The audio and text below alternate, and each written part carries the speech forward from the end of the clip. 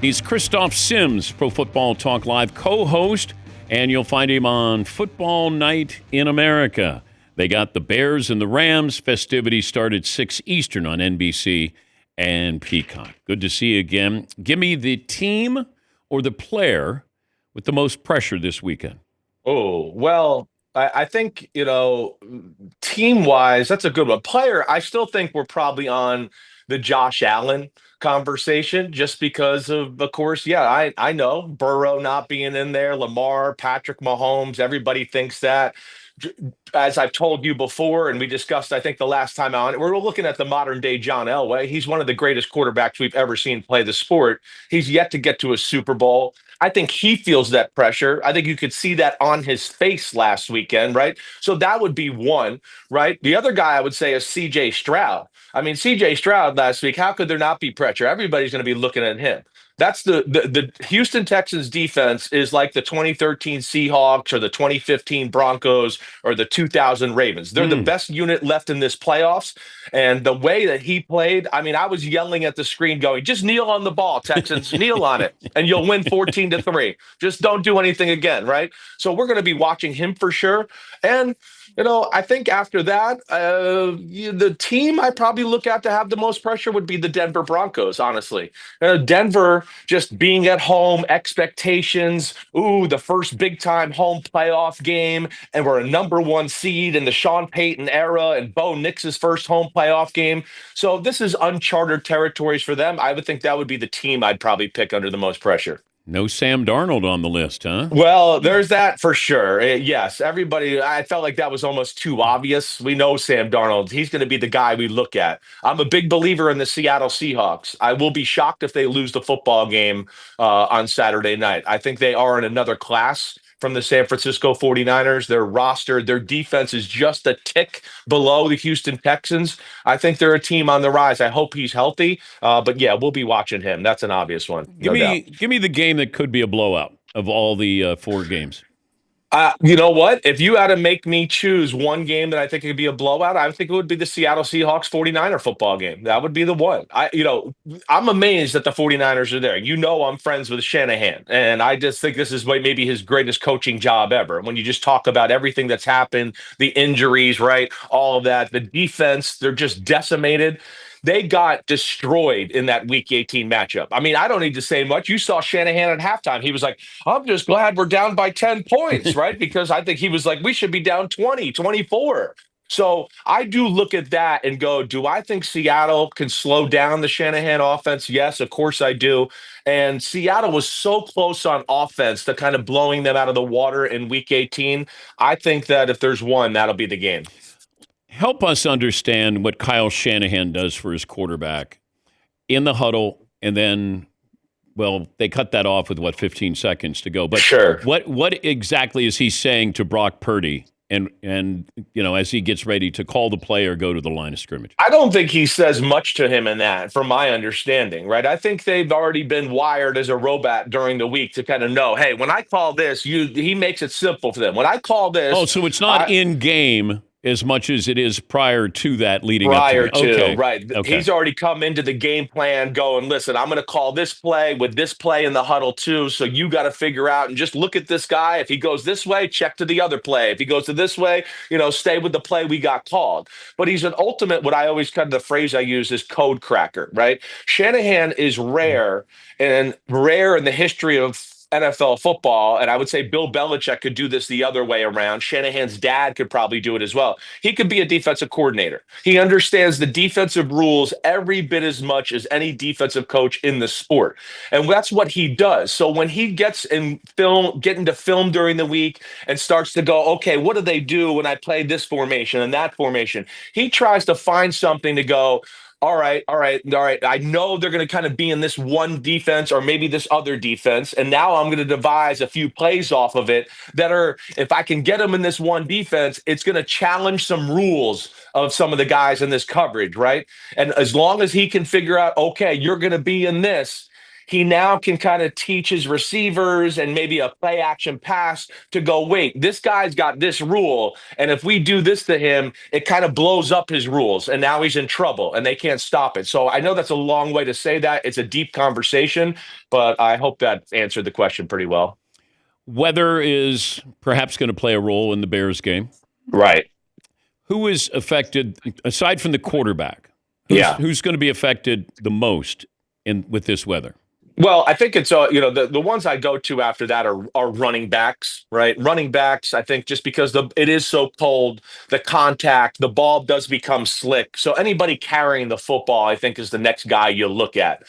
We know, playing in the cold, it's a different ball game, and when you get hit, it hurts a little bit more, and everything's a little colder and drier and slicker and all that. But I think that's what you look at. After that, it depends if the field gets frozen. Then you can start to look at DBs and receivers and can they keep their feet.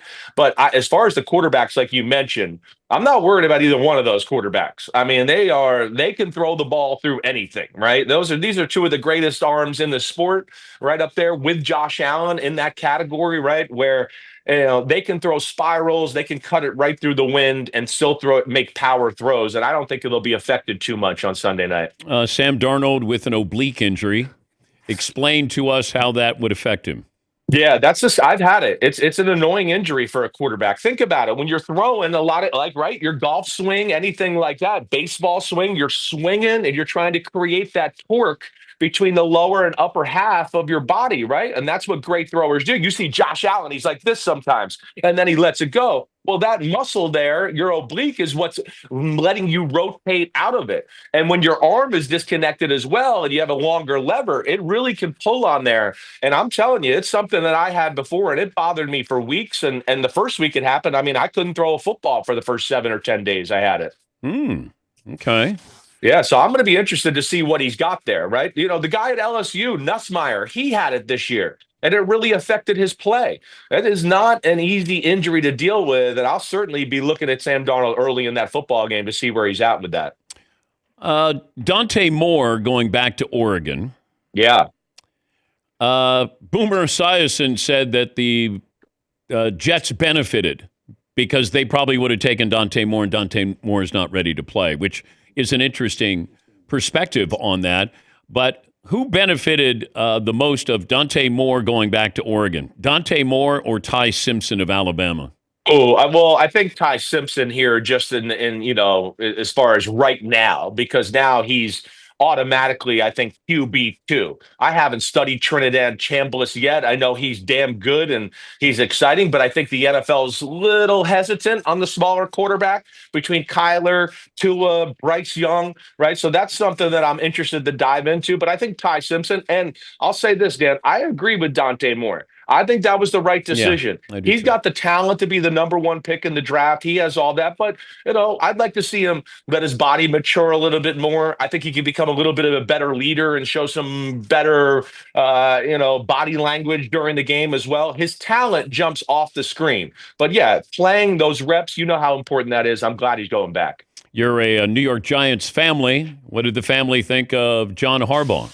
The G-Man. I mean, we loved it. This is something I've been banging the table really since the end of November. I knew in the summer that Harbaugh and this could happen. I had said it on my podcast with Florio, all that. Was very aware that this was a possibility with Harbaugh and the Ravens, knowing some people in the situation. So I was not surprised it happened when it did happen. And I've been kind of, since the end of November, like, man, Tomlin or Harbaugh? We want Tomlin or Harbaugh. Of course, it's Harbaugh. I think he fits the Giant way. I really do. Right? Tough. He has a little bit of a demeanor like a Bill Parcells, a Tom Coughlin. He's going to know how to talk to the media.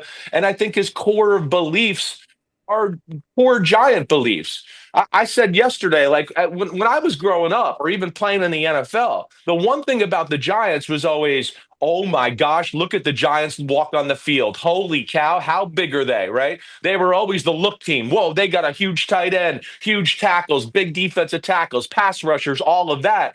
They've gotten away from that. Harbaugh, as we know in Baltimore, they've made it a yearly acquisition of pillaging the biggest, baddest mofos on the planet to get on their football team. And that's the Giant way. So I'm I'm excited about that too. And the Giants got a good nucleus that's young that he can grow and really build something here in New York. He's Chris Sims, Pro Football Talk Live co-host, his podcast Unbuttoned, and you can see him on Football Night in America.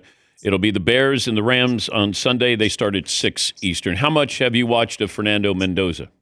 Oh, a lot. I have. I mean, being a Big Ten team, doing NBC, Big Ten college Saturdays, right, and all of that. I saw him. I'm very impressed with Fernando Mendoza. I really am. I mean, he's a machine throwing the football. When you talk about power, accuracy, right, all the different types of throws, he's a better athlete than he gets credit for, right? So all of that, yeah, really impressed. Am I blown away with him like I've been other guys? I'm not going to lie to you and say yes. No, I mean, is he like Josh Allen or Lamar Jackson or Patrick Mahomes when I saw them coming out, or even CJ Stroud, who I really thought was special coming out as well? I don't know if I feel that way about him, but he's certainly worthy of being the number one pick and the first quarterback off the board.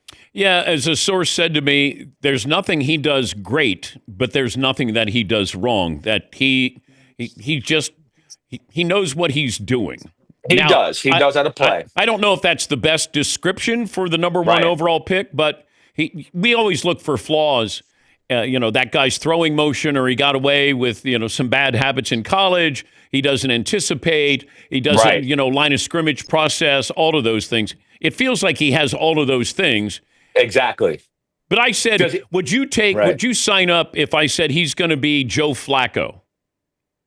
I would sign up for that. Of course. Yes. I think Joe Flacco is one of the underrated quarterbacks of all time, right? Haven't seen that in person and how big he is and how he throws the football. And then, of course, again, I think like Mendoza, sneaky underrated athleticism to move in the pocket, scramble when something was there. Yeah, I'd sign up for Joe Flacco right now if I were an NFL football team. But I know what you're saying, right? He is a slam dunk, right? Machine throwing the football. But am I wowed by him sometimes? Am I wowed by his backyard ability to do stuff like that we know is so important in the NFL now? No, I'm not. But NFL coaches are going to like him for all the reasons you explained, Dan. He knows how to read coverage. He knows how to make the appropriate throws. He knows how to anticipate. He can play in the pocket and do all that. And especially a coach that knows, hey, we got a good offensive coordinator and a good system, and we need a guy that can run this system, right? That's where he's really going to, benefit, and they're going to like him a lot. What's the next best opening in the NFL? Oh, well, I think the Atlanta or Tennessee and then the Ravens, of course. I mean, the Ravens, it's one of the greatest quarterbacks of all time. So you got that right there. And of course, a lot of pieces. So I look at that and go, that's one of them. The Falcons are definitely one of them, right? With that offensive line, they got Drake London, they got some young defensive talent. And then the Tennessee Titans are the other one I look at because they do have an offensive line. They got one of the best defensive tackles in football, and you got the quarterback. To me, those are the top ones available right now. Yeah, but you got to give me at least 3 years in Tennessee. Probably, but you know how it is. You probably would have said maybe the Patriots need 2 years or the Bears need 2 years, right? So you get the right coach in there with that new coach bump of energy, and then also having a new way of how they're coaching and playing. A team's going, wait, we need a year to figure out the schematics of what this guy does. And then they got money to spend on top of that and can really, I think they're going to have the most money out of anybody in salary cap this offseason. They can certainly turn it around to where at least they're a pain in the butt in the AFC next year. Have a great weekend. As always, thanks for joining us, Chris. Hey, always, man. You the man. Sell those jerks. I said hi, all right? Hey, jerks. He says hi. Chris Sims, Pro Football Talk Live co-host, and he'll be there with the Bears and the Rams.